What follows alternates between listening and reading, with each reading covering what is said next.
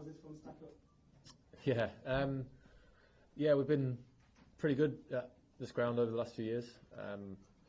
This game, I think, going to the last hour on day 5, I think, just shows how good the quality of cricket was from both teams. We've came out with the win here, but to go all the way to the wire like we have done, it just shows that two pretty good teams going up against each other, and was a great start to the series. As good as the chase was today, there was a standout to this one, the way that they got to 430 for 3 or something and 300 for 4. They got away with both innings, and I guess you never believed it was gone. No, definitely not. There's been a lot of skill that's obviously been required from this team this week to be able to come out on top like we have done. But I think one thing that we've done so well this week is our attitude and commitment to turning up every day, and also every session, in particular when we had the ball in our hand and out in the field. Sometimes when you have been out in the field for a long time, it's very easy to sort of wait for things to happen, but that's all we tried to focus on. Was when we had the ball in our hand, it was about running in and making sure that all you're thinking was you were going to be the person to blow this game open, and at any point that could happen. It was obviously a very good wicket for batting on. I think the high scores have shown that, but some other pivotal moments in the game, obviously, there will be people who get the headlines here, but the way in which we were able to knock the Indian tail over very quickly on 2 occasions was also a massive reason to why we were able probably to restrict them to a score that we definitely felt comfortable to be able to chase, but we didn't allow it to get above into 450, 500, which India could easily have done. But yeah, I think as well as skill, there's been a huge contribution of our attitude and commitment to what we needed to do every single day in every single session.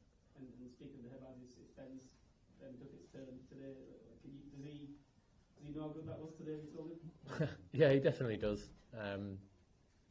Chasing 370 like we were, you always want to get off to a good start. You obviously, the least amount of wickets that you lose early on is obviously crucial, but the way in which Zach and Ben play the game at the top of that order for us is huge, in particular at moments like this. I've been 100, I think it was 160, 170 they put on without a wicket. Was a great start for us, and I think the way that Zach played as well was huge. They complement each other so well. Left hand, one's a giant, one's not, so it's very hard for bowlers to settle in, and when they both get going, it's hard to find any rhythm. I'm sure you can ask the bowlers opposition that they can be a nightmare when they're in for a long period of time. So Ducky's got the 149, but I think Zach's 70 as well was so important, and I thought he read the situation very well, knowing that sort of Ducky was getting away, and was able to put the pressure back onto them. But yeah, that opening partnership for us at the top's been very, very good over the last couple of years for us. We'll go Mel, Chris, and then Stefan.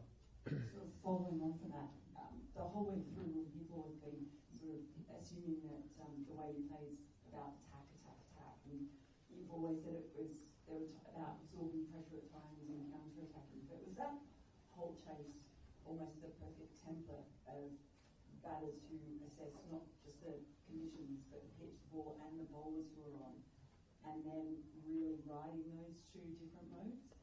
Yeah, I think so. I think when you're chasing a score down, you're obviously looking at knocking the runs off in whatever situation and whatever conditions that you face with.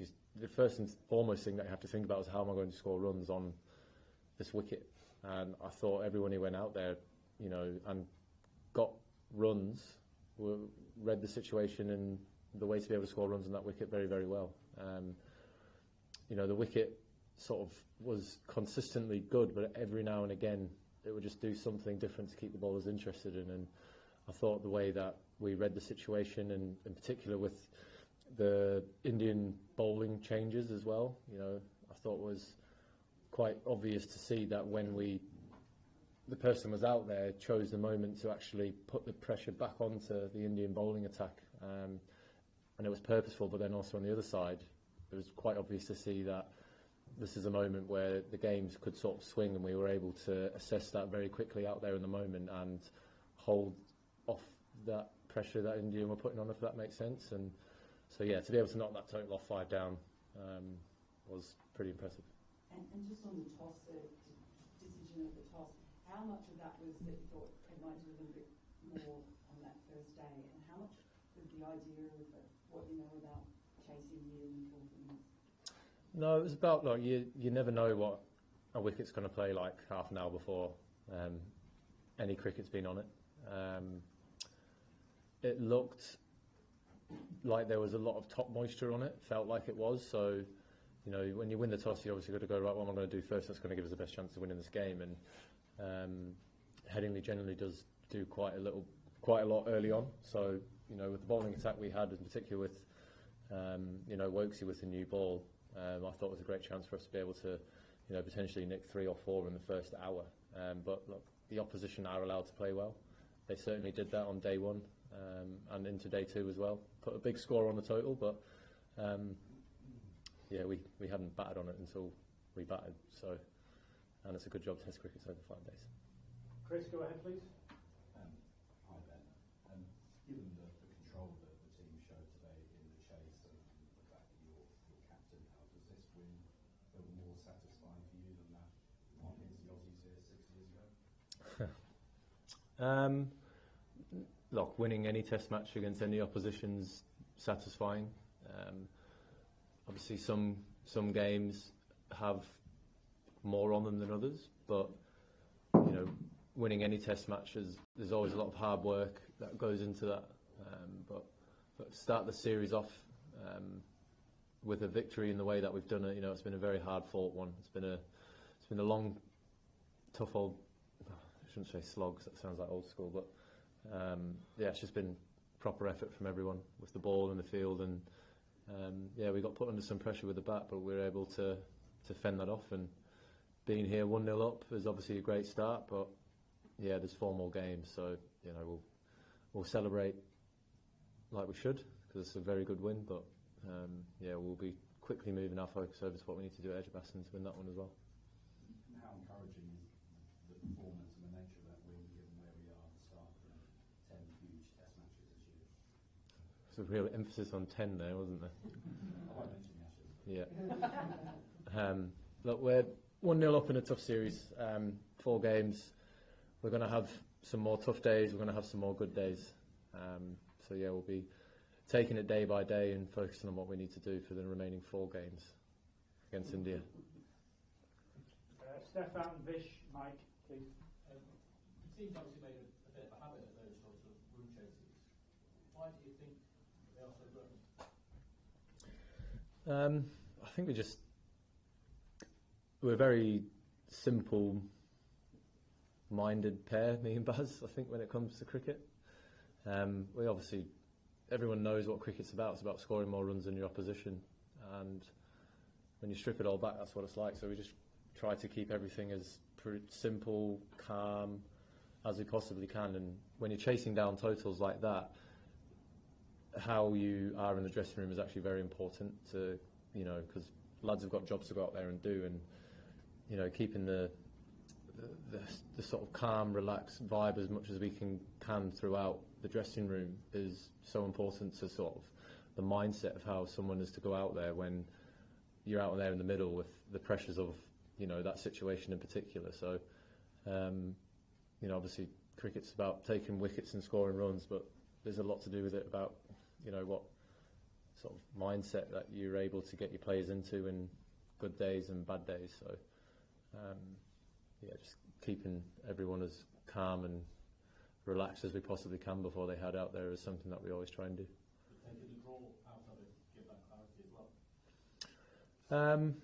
Yeah, I think everyone goes out there with a pretty clear mind about what we're trying to do. You know, when we're faced with that situation there where time wasn't really an issue, it was pretty simple yesterday. It was, if we bat the overs that is left in this game, we will win this game just because of how quick this ground is at scoring.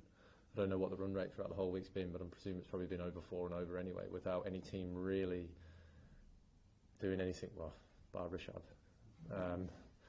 Yeah, it's just a very, very quick scoring ground, and you don't really need to try and do too much to be scoring it 3.5, 4 runs and over anyway. So one each going forward, Vish, Mike, and then we'll take two on this side. Go ahead, Vish. Hi Ben. What's it like watching Ben? Because I suppose even from up here, he was reverse sweeping Jadeja really well, and then you go out there and you're finding it quite difficult. In fact, despite the fact that it's a shot that you play, I feel like he just makes the game look easy for us. Is that kind of similar for when you're watching it? Yeah, particularly when you get faced with conditions that are, suiting spinners. Watching how Ben Duckett goes about his business is actually, particularly myself, I'm left-handed, twice the size of mine, but still something I try and do. I actually spoke to him when we came off for that rain break, whichever one it was. Look, he's one of the best at the world at doing, reverse sweeps, and he's a fantastic player of spin, in particular about, really tricky surfaces. So, I actually just had a little word with him about what he thought I could potentially look at doing a little bit better to give myself a better chance. But it's quite simple when you're in those there, and you just feel like if you're looking to sort of either just get forward or get back and, I don't know, try and manipulate on the leg side, it just felt like any chance you could get out. So just going in with a clear game plan around putting Jadeja under pressure there with my reverse sweeps is something I went out there with, and it was difficult conditions, but again, just goes back to being clear and confident in what I needed to do to try and knock those runs off. Mike in the corner, yeah. Ben, I think it's fair to say there wasn't unanimous agreement with your decision to bowl first. Can I just double check, was there any stage in the first day and a bit where you thought to yourself, this isn't quite going according to plan, or did your belief remain unshakable throughout the 5 days? Test matches played over 5 days, so imagine thinking that way at the end of day one before we've even had a chance to bat on a wicket. Dave, and then we'll finish off with John here in front. Hi Ben. Ben Duffy was quite a bold selection at the time, one of many this team made when he came back into the team's opener. But how impressed have you been in general, and is he just getting better and better from what you've seen? I didn't think it was bold. I think he was doing quite well for Notts, and he back at the time when he got selected, it was the way that he played would just come so naturally to him. So, he's just again, like, he's a quality player. He's such a hard person to bowl to with that new ball, and I love the way that his natural game is to look to score and put bowling oppositions under pressure from pretty much ball one, and obviously in those complementary skills and attributes that Zach and Ben possess at the top of the order. I think, was it their 2000th run together as an only partnership for England in pretty quick time. So again, they work with each other so well. But look, Ducky's been incredible since he's come into the team from that Pakistan tour, and he's shown that he can score runs, pretty much all over the world and any conditions that he's faced with. Last one, quick Buzz, go ahead. The Indian coach was here a few minutes back, said that Bumrah is going to play only 2 other test matches, which means sort of India will be slightly weakened. And considering how your own bowling is coming up with Leeds, and it will have more personnel going forward, do you feel this test is probably the best start you had and the best set of circumstances going into the other 4? No. Yeah, there was obviously whispers around Bumrah only playing 3 games. So as I said, he's a great bowler, great player, very important player for whoever he plays for. His decision to play 3. It's not a problem. Thank you. Cheers.